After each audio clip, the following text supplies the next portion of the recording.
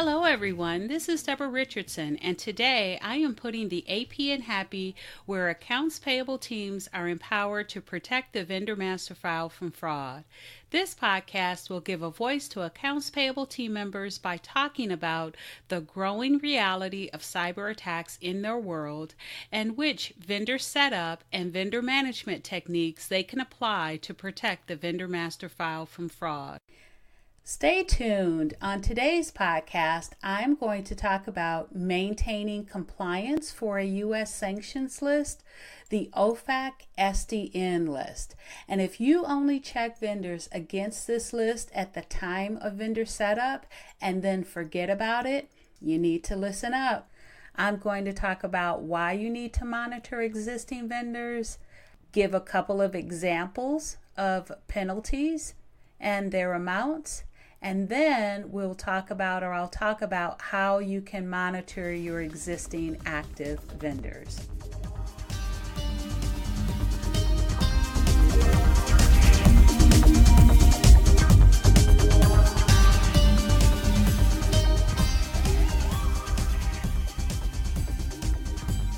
Welcome to episode 25. 3 ways to maintain OFAC compliance beyond vendor setup. So the Office of Foreign Assets and Control, or OFAC, and their Specially Designated Nationals List, or SDN, contains names of individuals, banks, businesses, etc. that have been blocked from doing business in the U.S. The U.S. government prohibits U.S. citizens, U.S.-based entities, and U.S. branches of foreign companies from doing business with parties on the list. Compliance with OFAC regulations is required, and failure to comply can result in both civil and criminal penalties, and we'll take a look at that. So during vendor setup, you are performing, we hope, the OFAC SDN check to ensure the vendor does not appear on the list. And if you're not doing that, check out my blog post. I'll put a link to it in the show notes.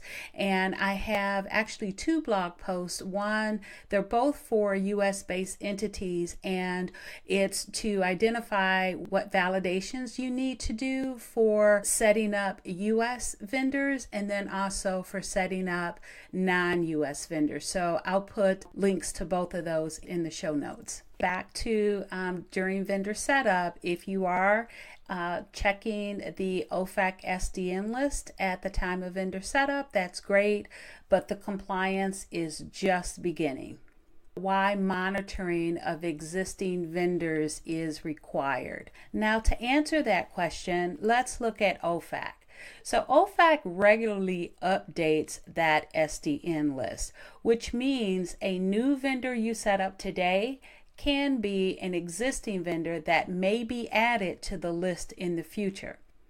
And so you really don't know if the vendor that you've been doing business with and are about to pay, for example, if they have been added to the list since you last onboarded them or since you set them up as a new vendor.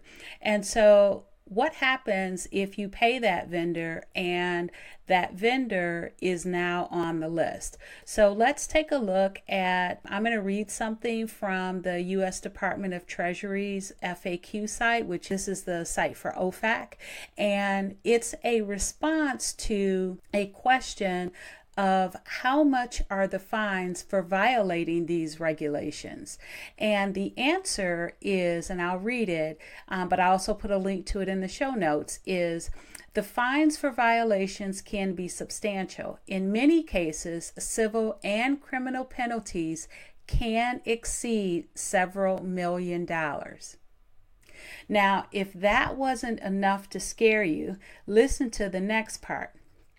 Civil penalties vary by sanctions program, and the Federal Civil Penalties Inflation Adjustment Act of 1990, as amended by the Federal Civil Penalty Inflation Adjustment Act Improvement Acts of 2015, requires OFAC to adjust civil monetary penalty amounts annually. So the penalties can exceed several $1 million, and that amount can be adjusted for inflation annually. So with that in mind, let's take a look at two examples, JP Morgan and e.l.f. Cosmetics. Let's start with JP Morgan. Now, the title of the article that I'm referencing is JP Morgan OFAC Sanctions Violations, Why Proactive Due Diligence Matters. And I'll put a link to it in the show notes. And it basically talked about how JP Morgan ignored red flags or ignored matches from their vendors to the vendors on the OFAC SDN list. And on October 5th, 2018, so this was just late last year, they reached a $5.26 million settlement with the U.S. Treasury Department for their apparent OFAC violations. And this was dated between January 2008 and February 2012. So it was violations during that period. But that was $5.26 million because they did not refrain from doing business from vendors that appeared to match on the SDN list. Okay, so the next one is for e.l.f. Cosmetics, and I will link to this article in the show notes, but the article's name is OFAC Enforcement Action Highlights Sanctions Risk in Supply Chain. And what happened is actually the company itself, e.l.f. Cosmetics, because they voluntarily reported it, they found that there were 156 shipments of false eyelash kits, ladies, that it contained materials that was purchased from suppliers in China that were on the SDN list.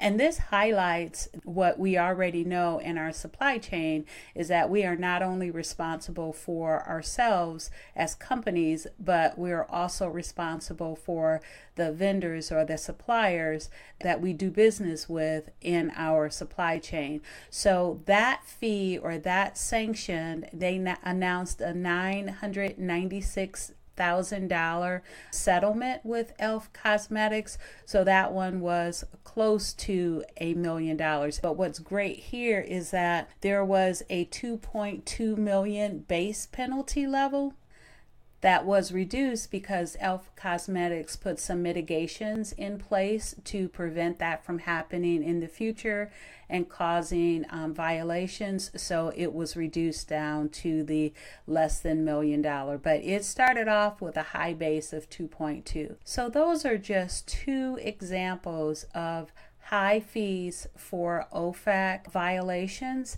And I don't know about you, but I know back when I was over vendor maintenance and I had oversight for the 1099s, for the filing and the forms, I was more concerned about not incurring IRS penalties and fees, especially the last couple of years, because they pushed the date for filing for the 1099 miscellaneous to January 31st, and we used to have with our extensions through at some point in April. So I was way more concerned with making sure we didn't incur IRS fines and penalties, and I should have equally been concerned with OFAC and the penalties that can come from not verifying that your existing vendors haven't made it to that list. Okay, so let's talk about how you can monitor your existing active vendors. So I have here 3 ways, and let's talk about the first.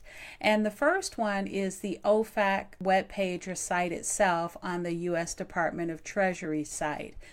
OFAC maintains full SDN lists and also publishes updates to those lists.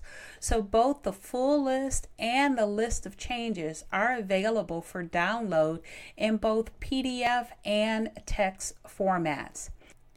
Now, how do you know when there are updates to the list and changes are published? Well, you can sign up for the email subscription service to be notified of changes, and I'll put the link to where you sign up in the show notes. I'll also put the link to an RSS feed that they have, and you can have access to it, and any updates and changes will be included in the RSS feed. Now, what do you do with that information now that you have it? Well, you may have to manually verify the vendors on the SDN list or the change list. There's not a bulk option. You can search one by one on the OFAC site, or you can manually verify it against your vendor master file report. Now, this is a great manual task to automate using robotics process automation, RPA, or another automation tool or software to make it easier to check the names on the SDN list against your existing active vendors in your vendor master file. Now, the second one is TinCheck. And if you're already using TinCheck for your IRS matching, you know that the service also checks, in addition to other watch lists, it also checks the OFAC SDN list. So monthly or more, you can use the bulk option to revalidate against their OFAC SDN list. And so when you use the bulk option, you don't have to input the vendor's tax ID and just use 9 zeros for the tax ID and then go ahead and upload. TinCheck will accept the file. There is a base cost though for the upload, which increases for volumes over 875 vendors included in the file, but you will have to contact TinCheck to have them turn that function on. Otherwise, you won't see it as a tab option. And when you contact them to have them turn it on, they will at that point send you the price list and send you the volumes and the additional prices for additional vendors beyond, I think it is 875, 825 or 875. So my point here is this: if you thought that TinCheck could only be used at the time of vendor setup or when there was a vendor change and only needed to be used when you needed an IRS 10 match, think again. You can also use it for the OFAC SDN list.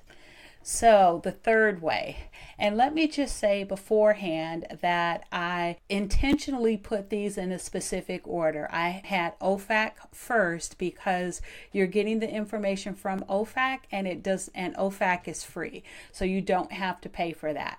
TinCheck, yes, there is a cost for TinCheck, so I put that second, but compared to this third way, TinCheck is a very moderate cost to pay. So without further ado, the third way is a continuous monitoring. Now, this can be via a vendor self-registration portal, your vendor risk screening process, or a separate compliance service. Just make sure that you check the functions, especially of your vendor self-registration portal, because the functions can vary across providers. So just make sure that you verify with your third-party provider, whichever system you're using, that that function is available and it is turned on. And again, this is the most expensive route to take, but it may not be when you compare it to the potential penalties for non-compliance and racking up those OFAC violations. Okay, so I have shared the 3 that I have either used or am aware of. If you have another way that you monitor your existing vendors for OFAC compliance, please comment and also share. I'm sure other listeners will know or want to know if there are other options out there for them to choose from. And I'll just close out by saying, if you check your existing active vendors monthly as it's recommended for inactivity, verifying which vendors have been inactive for a specific amount of months, they haven't done business with you, and now you're going to go in and inactivate them in your vendor master file, use that time as a time to also revalidate them against the OFAC SDN list. Thanks, everyone. I hope you enjoyed the 25th episode of Putting the AP in Happy podcast, where accounts payable teams are empowered to protect the vendor master file from fraud. Don't forget to check the show notes for my blog posts and the websites and articles mentioned in the podcast. Also, check out my site, DeborahRRichardson.com. That's DeborahRichardson.com if you need help cleaning your vendor master file or protecting it from fraud. If you enjoyed this episode, consider subscribing and writing a review of my podcast on the platform that you use to listen. Stay happy.